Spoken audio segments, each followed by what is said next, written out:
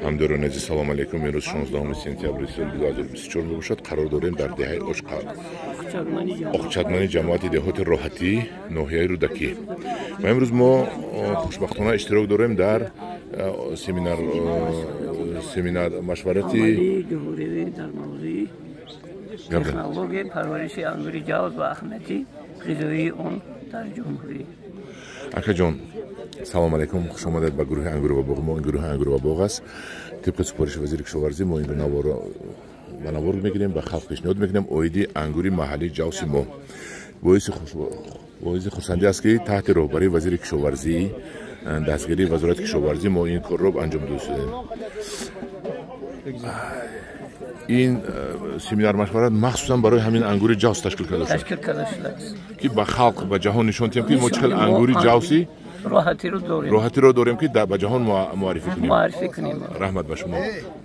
همداران عزیز، انا این انگور جوسی محلی است.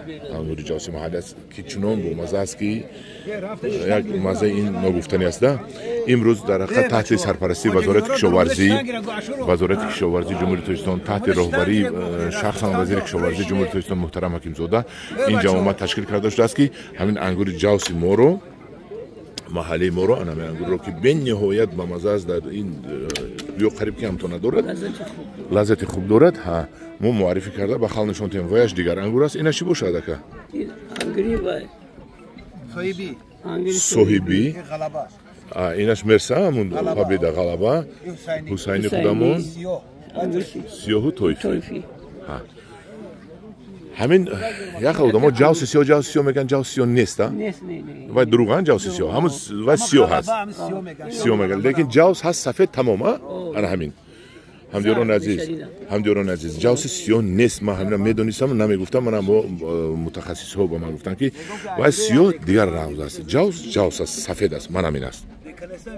این در حقیقت با مزه است. این ببینید که یک جماعت بسیار با شکوهی تشکیل کرده شده است. حالی سر نشده است. جماعت سر می شود. خدا خواهد حاضر مهمان ها آمده سوزن در سطح وزیر کشاورزی و رئیس های ناحیه ها آمده. من این ببینید خیلی اشتراکچیان رو جو کردگی انا یک با جهان این در اخبار ها می رود، من در اینترنت ها می رود. در جهان ما انگور جوس خودمون رو معرفی کرده. انگور جوس همون رو صاحبی میکنیم که انگور جوس این مال ما است. انا همداران عزیز باز نوارها رو انتظار شوید.